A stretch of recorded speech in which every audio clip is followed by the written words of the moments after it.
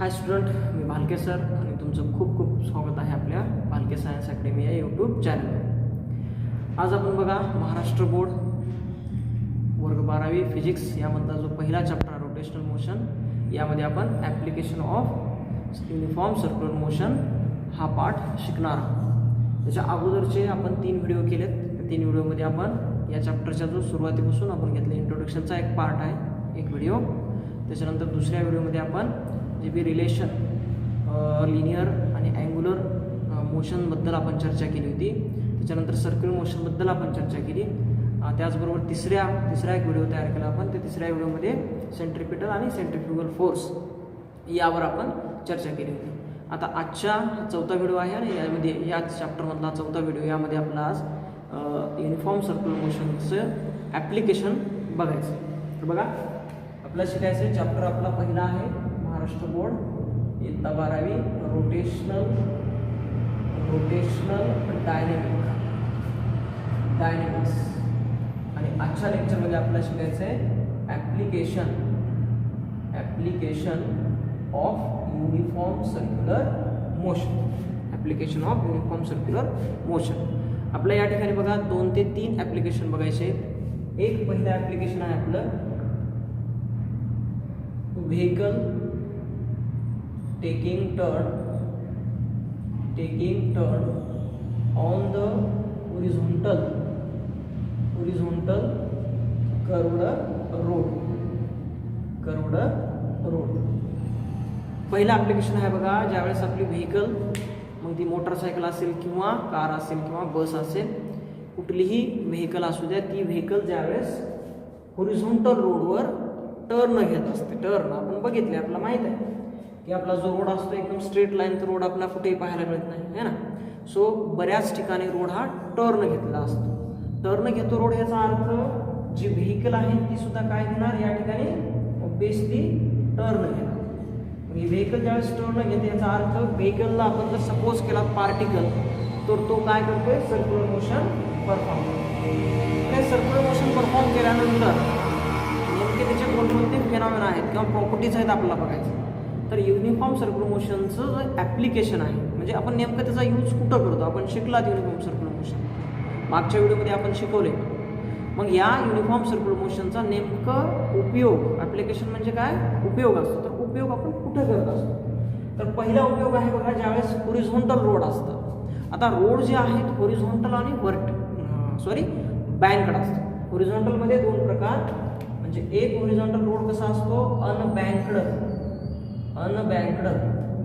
Generally road हे हॉरिझॉन्टलच असतात, अनबँकड. आणि त्याच्यानंतर दुसरा प्रकार असतो रोडमध्येच बँकड रोड आपण बघणार आहोत. ज्या व्हिडिओमध्ये आपण त्याला घेणार आहोत, या व्हिडिओमध्ये आपण अनबँकड रोडबद्दल चर्चा करणार आहोत. हॉरिझॉन्टल रोडवर अनबँकड जर असेल, तर बँकड आणि अनबँकड काय असतं तुम्ही बघितलं असतील बघा. जे आपले हायवेज असतात, मोठे रोड असतात, ज्या ठिकाणी खूप साऱ्या व्हेकल किंवा गाड्या कंटिन्युअस चालू असतात, अशा रोडवर जर आपण बघितलं, ऑब्झर्व केलं, तर ज्यावेळेस रोड तो टर्नला असतो, ज्यावेळेस तो रोड टर्न या ठिकाणी आपण बघितला असता, त्यावेळेस एका साईडला काही रोड थोडासा काही अँगलवर उचललेला असतो, म्हणजे उंच केलेला असतो. ज्या साईडला बाहेरची बाजू असेल रोडची बाहेरच्या बाजूला रोड हा थोडा वर उचलला असतो आणि आतमधल्या साईडला रोड हा खाली असतो. आपण बघितले, रोड ज्या ठिकाणी उचललेला असतो त्याला म्हणायचं आपण बँकड रोड, आणि ज्या ठिकाणी जनरली रोड असतो प्लेन, टर्न आहे परंतु त्या ठिकाणी कुठलाही चढ नाही, एका साईडला चढ नाही, तर अशा रोडला आपण अनबँकड रोड. हॉरिझॉन्टल आहे आणि त्यामध्ये बँकड आणि अनबँकड. तर आज आपला अनबँकड रोडवर नेमकं काय काय होऊ शकतं, या युनिफॉर्म सर्क्युलर मोशनचं ॲप्लिकेशन आपण इथं कसं लावू शकतो, म्हणजे आपला मिनिमम किंवा मॅक्झिमम तुम्ही स्पीड किती ठेवू शकता ज्यावेळेस आपली गाडी किंवा व्हेकल जी आहे ती ज्यावेळेस कुठल्याही रोडवर ज्यावेळेस ती गाडी टर्न घेते, ज्यावेळेस रोड आपला टर्न असतो ना, अशा टर्न असणाऱ्या रोडवर आपली गाडी ज्यावेळेस टर्न घेत असते, अशा कंडिशनमध्ये आपला या ठिकाणी गाडीची मॅक्झिमम स्पीड किती ठेवता येईल आपला हे फाईंड करायचं. त्यानंतर अनबँकड रोडवर बघितलं आपण, बँकड रोडवर पण तसंच असणार आहे. बँकड रोडवर पण जास्तीत जास्त आपण गाडी सेफली, ते बी सुरक्षितपणे आपण किती स्पीडनं, मॅक्झिमम किती स्पीडनं याला टर्न करू शकता हे आपल्याला शिकायचं. तर चला बघूया आपण कसं कसं बघता येईल बघा यामध्ये. तर तर यासाठी बघा काही गोष्टी सपोज करा की डायग्राम तुम्ही काढले, डायग्रामकडे जरा असं लक्ष द्या. या डायग्राममध्ये आपण काय काय काढले बघा. Suppose that is the vehicle which is taking turn on the unbanked horizontal road. C is the centre of that road. या रोडचं सी काय आहे, सेंटर आहे आणि गाडी आपली काय टर्न होईल आहे. म्हणजे गाडी अशी टर्न होईल आहे, या पद्धतीने आपली गाडी काय टर्न होते. आपली आता व्हेकल सपोज करा का इथं जे आपण डायग्राम काढले ते व्हेकल हे काय या ठिकाणी गाडी आपली हो काय या पद्धतीने टर्न होते. त्याचं सेंटर समथिंग इथं कुठेतरी असेल. सेम मी या ठिकाणी काढले. महाराष्ट्र बोर्डाच्या पुस्तकामध्ये आपल्या असंच डायग्राम बनवून दिले, त्यामुळे आपण असं डायग्राम काढले. ठीक आहे बघा. या ठिकाणी बघितलं आपण तर सेंटर सी आहे, ही गाडी आपली टर्न करते. मग या केसमध्ये कुठले कुठले फोर्स या गाडीवर चालू आहेत, कोणकोणते फोर्स. एक फोर्स तर आहे व्हर्टिकल. व्हर्टिकलला नॉर्मल रिॲक्शन फोर्स म्हणायचा आपण. नॉर्मल रिॲक्शन फोर्स काय करतो, आपल्या गाडीला ज्या ठिकाणी आहे त्या ठिकाणी होल्ड करतो. दुसरा त्याच्या अपोजिट सेल्फ वेट. गाडीचं स्वतःचं वजन काय त्रास सेल्फ वेट, त्याला आपण एमजीनं इंडिकेट केलं. या ठिकाणी एमजी आपण दाखवले. ठीक आहे. आता हा जो एफ एस लिहिलाय आपण, एफ एस काय असतं बघायला म्हणायचं आपण फ्रिक्शन फोर्स. ठीक आहे. एफ एस काय असतो, फ्रिक्शन फोर्स. एफ एस ला आपण म्हणूया फ्रिक्शन फोर्स. हा फ्रिक्शन फोर्स कुठं असतो रे, हा फ्रिक्शन फोर्स असतो between the tyre and road. Road आणि टायरमध्ये ज्यावेळेस आपली गाडी व्हेकल टर्न घेत असते त्यावेळेस रोड आणि टायरमध्ये फ्रिक्शन फोर्स असतो. Without friction force it can not be possible to taking turn any vehicle on the horizontal unbanked road. कुठल्याही रोडवर, अनबँकडच म्हणूया आपण, हॉरिझॉन्टल कुठल्याही रोडवर ज्यावेळेस आपला गाडी मूव्ह करायचं आहे, चालवायचं असेल किंवा टर्न घ्यायचा असेल किंवा अजून कोणत्याही गोष्टी करायच्या असतील तर अशा वेळेस आपल्याला माहिती आहे फ्रिक्शन फोर्स असणं गरजेचं आहे. जर आपण गाडी हवेमध्ये अद्दर केली, सपोज करा गाडी आपण हवेत जर धरली आणि जर आपण किती ॲक्सिलेटर फिरवते, टायर आपले फिरतील पण टायरला खाली रोडच नाही तर फ्रिक्शन फोर्स अवेलेबल नाही. जोपर्यंत फ्रिक्शन फोर्स अवेलेबल नसेल तोपर्यंत आपली गाडी पुढं मूव्ह होणार नाही. बरोबर. ठीक आहे. या पद्धतीने या ठिकाणी रोड आणि टायरमध्ये काय फ्रिक्शन फोर्स आहे. ओके. याला एफ एस म्हणू आपण. आणि ज्या डायरेक्शनला फ्रिक्शन फोर्स चालू आहे बघा त्याच डायरेक्शनला सेंट्रिपिटल फोर्स सुद्धा चालू आहे. तर आपण शिकला की any particle when it perform the circular motion then it on that particle applying some force towards the centre which is the centripetal force. कुठलाही पार्टिकल ज्यावेळेस सर्क्युलर मोशन परफॉर्म करतोय, आपल्याला माहित आहे अशा केसमध्ये हा जो पार्टिकल असेल या पार्टिकलवर एक फोर्स चालू आहे. कोणता, सेंट्रिपिटल फोर्स. सेंट्रिफ्युगल फोर्स पण चालू असतो. दोन्ही फोर्स तेवढ्याच मॅग्नेट्यूडच्या असतील. अशा वेळेस या ठिकाणी हा पार्टिकल आपला बरोबर सर्क्युलर मोशन परफॉर्म करेल. जनरली या ठिकाणी ज्यावेळेस आपली गाडी टेकिंग टर्न करते, व्हेकल आपली ज्यावेळेस या अनबँक्ड हॉरिझॉन्टल रोडवर टर्न घेत आहे अशा वेळेस या व्हेकलवर लागणारा जो सेंटरकडे फोर्स आहे अलॉंग द रेडियस तो कोणता आहे, सेंट्रिपिटल फोर्स आहे. ठीक आहे. आणि त्याच डायरेक्शनला कोण चालू आहे बाळानं, फ्रिक्शन फोर्स सुद्धा चालू आहे. कारण गाडी आपली, तुम्ही ज्यावेळेस गाडी टर्न करताय त्यावेळेस तुम्ही जे टायर असतील आपल्या गाडीचे, टायर आपले टायर टर्न होतात त्याच वेळेस आपली गाडी मूव्ह होऊ शकते. आणि आपल्याला जनरली माहिती आहे गाडीची कॅपॅसिटी एक तर पुढे जाण्याची असते किंवा मागे जाण्याची असते, इंजिनची कॅपॅबिलिटी. मग टर्न करतं कोण, तर जे स्टीअरिंग असते, आपण स्टीअरिंग मूव्ह केला की त्या हिशोबाने आपली गाडीचे टायर काय होतात, टर्न होतात फ्रंटचे टायर. आणि मग टायर सुद्धा त्या दिशेनं काय होतात, जात असताना आपला पाहायला मिळतो. याचा अर्थ फ्रिक्शन फोर्स जो आहे त्याचं सुद्धा डायरेक्शन कुणीकडे आहे, सेंटरकडे. म्हणजे सेंट्रिपिटल फोर्स आणि फ्रिक्शन फोर्स सेम डायरेक्शन आहे. तर यामधून आपल्याला काढायचं काय, फाइंड काय करायचं, ऍप्लिकेशन आपण कसं यूज करणार या ठिकाणी बघा. तर या ठिकाणी आपण काढणार आहोत की ज्यावेळेस कुठलीही गाडी किंवा व्हेकल जी आहे ज्यावेळेस ती टर्न घेते on any horizontal unbanked road, अशा कंडिशनमध्ये या गाडीला आपण मॅक्झिमम किती स्पीडमध्ये नेऊ शकता, की ती स्पीड कशी असायला पाहिजे, सेफेस्ट स्पीड असायला पाहिजे, सुरक्षित सेफेस्ट स्पीड. ठीक आहे. स्पीड जी आहे आपली सेफेस्ट म्हणजे ज्या स्पीडला आपली गाडी स्किड होणार नाही. स्किड होणार नाही म्हणजे काय, आता ज्यावेळेस आपली गाडी अशी टेकिंग टर्न घेत असते बघा, आपल्या लक्षात येतं बऱ्याच वेळेस या ठिकाणी आपली गाडी आहे आणि तिला आपली टर्न होते.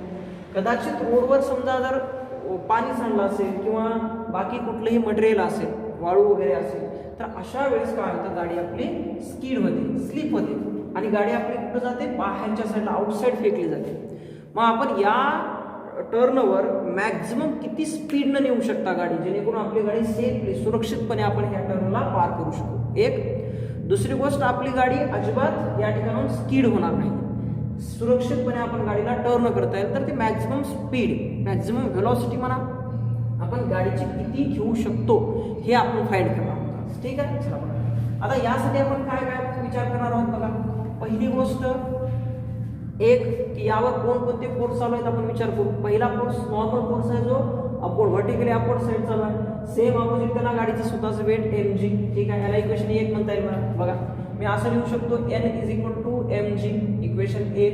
कारण तुम्हाला लक्षात येईल, आकृती बघून तुमच्या लक्षात येतं जे बी नॉर्मल फोर्स आहे तेवढाच फोर्स अपोजिट अप्लाय कोण करणार आहे त्या गाडीत स्वतःचं वेट म्हणजे mg. म्हणजे गाडी तुमची ना हवेत जाईल ना जमिनीत जाईल, दोघे एकमेकांना कसे आहेत बॅलन्स करून या ठिकाणी आपला पाहायला. ठीक आहे, एक इक्वेशन झालं. दुसरं इक्वेशन मी काय घेऊ शकतो बघा बाळांनो, या ठिकाणी जो बी आपल्याकडे फ्रिक्शन फोर्स ज्या डायरेक्शनला चालू आहे त्याच डायरेक्शनला सेंट्रिपिटल फोर्स चालू आहे.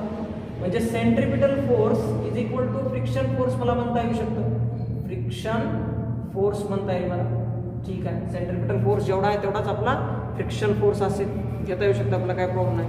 मग आपण असं लिहू शकतो की जो आपला फ्रिक्शन फोर्स आहे तो Fs मानला आपण, सेंट्रिपिटल फोर्स किती आहे आपला mv²/r आहे. ठीक आहे, याला इक्वेशन आपण काय करूया 2 म्हणूया. आता इक्वेशन 1 आणि इक्वेशन 2 आले, मी मला काय करता येईल बघा, इक्वेशन 1 आणि 2 ला डिवाइड करूत आपण, जेणेकरून आपला व्हॅल्यू मिळेल. कसं, इक्वेशन 2 ला आपण 1 ने डिवाइड करूया. Dividing equation 2/1. 2 ला 1 ने डिवाइड करू, काय होईल बरं. इक्वेशन 2 घेतो मी अगोदर बघा, Fs = mv²/r डिवाइड. एक मिनिट दिसत नाहीये तुम्हाला, थोडं खाली होतो क्या बघ घेतला आपण. आणि त्यानंतर बघा जो पहिला आपलं इक्वेशन आहे ते आपण खाली घेऊया. n = काय आहे बाळांनो mg आहे. सोपं आहे. मग या ठिकाणचं m या ठिकाणचं m काय होईल, कॅन्सल आउट होईल. ठीक आहे, आपण इकडे घेऊया. आता इथं राहिलं काय मला सांगा, Fs/n आणि इकडं काय राहिलं आपल्याकडे v², वर राहिलं /r आणि खाली g राहिलं. म्हणजे हे g जे आहे r च्या जवळ जाईल. साधा आपला गणित एवढं तर जमतं सगळ्यांना. So Fs/n = v²/rg. आपलं इक्वेशन मिळाले. आपल्याकडे काय मिळालं, Fs/n = v²/rg. आता काय असतं, ज्यावेळेस आपण स्टॅटिक फ्रिक्शन जो फोर्स आहे आपला Fs जो आहे, Fs जो असतो त्याची व्हॅल्यू काय असते, Fs स्टॅटिक फ्रिक्शन फोर्सची व्हॅल्यू असते बघा ती Fs बरोबर, या ठिकाणी तुम्ही Fs बरोबर असतं बघा μ0 किंवा μs × n. आता μs काय असतं, static friction coefficient of static friction नाही, त्याला coefficient of static friction. Coefficient कशाला म्हणू आपण, फ्रिक्शन फोर्स डिपेंड कशावर असतो की 2 ते 3 गोष्टी आहेत. खास करून 2 गोष्टी लक्षात ठेवा. एक म्हणजे आपल्या टायरची कंडिशन कशी आहे. नवी गाडी असेल तर टायर आपल्याला माहिती आहे चांगले असतात. बरं गाडी जुनी असेल तर काय अडचण नाही, त्याला आपण टायर ज्यावेळेस नवीन टाकू त्यावेळेस टायरची बीट चांगली असतात बघा. आणि जेवढे टायरची बीट चांगली आहे तेवढी आपले टायर स्लिप होणार नाही, स्किड होणार नाही, है ना. नाहीतर दुसरी गोष्ट काय पाहिजे, आपला जो रोड आहे रोड पण चांगला पाहिजे. रोडवर समजा पाणी सांडलंय, चिखल झालाय किंवा त्याचबरोबर वाळू सांडली किंवा तेल सांडलं, असे जेही कुठले अनवॉन्टेड फॅक्टर समजा रोडवर पडले असतील तर अशा केसमध्ये सुद्धा काय होऊ शकतं बाळांनो, आपली गाडी लवकर स्किड होईल. हा कोइफिशियंट जो μs आपण घेतलाय तो μs काय नेमका आहे बघा, की रोडची कंडिशन कशी आहे आणि टायरची कंडिशन कशी आहे त्या दोन्हीवर डिपेंड असते की आपला फ्रिक्शन फोर्स किती लावावा लागेल. फ्रिक्शन फोर्स कमी किंवा जास्त, ॲडजस्टंट फोर्स आहे हा कमी किंवा जास्त होत असतो. जर समजा चिखल झाला तर जास्त फ्रिक्शन होणार नाही, फ्रिक्शन फोर्स कमी होऊन जाईल आणि गाडी आपली सहजपणे स्किड होऊ शकते. सो F जो असतो μs × n वर डिपेंड असतो. मग F ची जी व्हॅल्यू याच्यावरून जर मी μs ची व्हॅल्यू काढली बघा, Fs बरोबर μs × n आहे. सो μs ची जर व्हॅल्यू काढली आपण याच्यावर, μs बरोबर काय होईल बघा, हे n मल्टिप्लाय मध्ये इकडे जाऊन काय होईल डिवाइड होईल. म्हणजे Fs डिवाइड बाय काय राहील, n राहील. Fs डिवाइड बाय n राहू शकतो. मग ही जी व्हॅल्यू आली आहे μs बरोबर Fs divide by n, he value आपण काय करूया या इक्वेशन मध्ये ठेवूया. या इक्वेशन मध्ये जर ही व्हॅल्यू ठेवल्यानंतर काय होईल बघा, Fs डिवाइड बाय n च्या ऐवजी मी काय ठेवणार, μs = v² divide by rg. आपण या ठिकाणाहून काय फाइंड करणार आहोत की मॅक्झिमम स्पीड किंवा maximum velocity, maximum speed maximum velocity एकंदरीत v किती असणार आहे ज्यावेळेस तुम्ही काय करताल, कोणतीही गाडी अनबँक्ड हॉरिझॉन्टल रोड आहे त्यावेळेस तुम्ही त्यावेळेस टेकिंग टर्न घेता, त्याकडे किंवा टर्न घेत असता ऑन द रोड. अशा वेळेस आपला मॅक्झिमम स्पीड किंवा व्हेलॉसिटी किती निघेल. तर मी इथून लिहितो बघा v² rg आहे ते इकडं गुणाकारात जाईल कारण भाग करत आहे, म्हणजे μs × आर जी होईल, सॉरी आर जी. सो याच्या पुढे जाऊन आपण व्ही इज इक्वल टू काय, व्ही कसला आहे आपला तर या ठिकाणी मॅक्झिमम व्ही आहे. ठीक आहे, व्ही मॅक्झिमम किती, mu S R G under रूटमध्ये येईल है ना, करायचा स्क्वेअर हटवला तर काय येते, V maximum root mu S root R G. तर मॅक्झिमम तुम्ही किती मिळू शकता, सेफ स्पीड काय असेल तुमची गाडीची ज्यावेळेस तुम्ही ऑन द टर्निंग रोड, जो बी टर्न रोड आहे किंवा जो बी आपला या ठिकाणी कुठलाही रोड जो असतो ज्यावेळेस तो टर्न असेल, टर्न रोडवर ज्यावेळेस तुम्ही गाडी टर्न करत असाल, अशा वेळेस व्हेकल टर्न करत असाल, अशा वेळेस या ठिकाणी जो मॅक्झिमम व्ही सेफेस्ट स्पीड आहे, सेफनं एकदम सुरक्षितपणे तुम्ही या स्पीडने जाऊ शकता, mu S into R into G. Mu S आता सांगितलं तुम्हाला कोएफिशियंट हा आपला फ्रिक्शन स्टॅटिक फ्रिक्शन असेल, आर काय असेल रेडियस एवढा, ही रेडियस इथून इथपर्यंतची रेडियस आपण दाखवली एवढा खाली डायग्राममध्ये दाखवली, ही रेडियस आहे या व्हेकल पासून तर या सेंटर पण रेडियस, आणि जी तर सगळ्यांना माहिती आहे आपलं ॲक्सेलरेशन ड्यू टू ग्रॅव्हिटी, याची व्हॅल्यू किती असते बाळांनो जनरली 9.8 मीटर पर सेकंड स्क्वेअर. ओके, या पद्धतीनं व्ही मॅक्सिमम काढला आपण एका व्हेकलसाठी काढलं. आता आपल्याला याच्यानंतर एक गोष्ट बघायची आहे बघा, जे की एखादी रायडर्स असतात, कोणते बाईक चालवणार रायडर्स. आता जनरली ज्यावेळेस ते कुठल्याही अनबँक्ड रोडवर टेकिंग टर्न करत असतात बायकर्स, त्यावेळेस आपल्या लक्षात येईल की थोडंसं मधल्या साईडला आपण झुकलेला असतो. ज्यावेळेस म्हणजे गाडी टर्न होते आपली गाडी, त्यावेळेस आपण एकाच साईडला, जो रोडचा मधला भाग आहे त्या साईडला मोटरसायकलवाले थोडं झुकले असतात बाईकवर. का झुकतात, कारण त्यांना बॅलन्स करायचं असते, नाहीतर आपली जर सरळ जर आपण थांबून जर गेला तर गाडी कदाचित स्किड होण्याची शक्यता असते किंवा बाहेरच्या साईडला आउटर साईडला रोडच्या गाडी जाण्याची शक्यता असते. तर अशा वेळेस थोडीशी गाडी जे चालवणारे रायडर्स असतात ते थोडंसं मधल्या साईडला झुकलेले असतात. तर ते कसं असतं काय नाही, त्यामध्ये बी किती झुकतात ते, त्यांचा थिटा किती असतो, किती अँगलनं ते झुकले असतात, आपण हे फाईंड करणार. ठीक आहे, यासाठी बघा मी जरा एक डायग्राम दाखवतो. ही वरची डायग्राम आपण काढली आहे, बाकी आपण सगळं हे साफ करूया.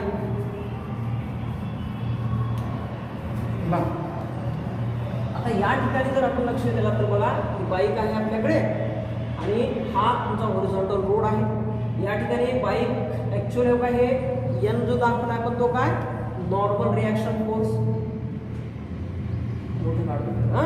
नॉर्मल रिॲक्शन फोर्स आहे एन. हा नॉर्मल रिॲक्शन फोर्स गाडीला, कारण गाडी आता थोडी झुकलेली आहे.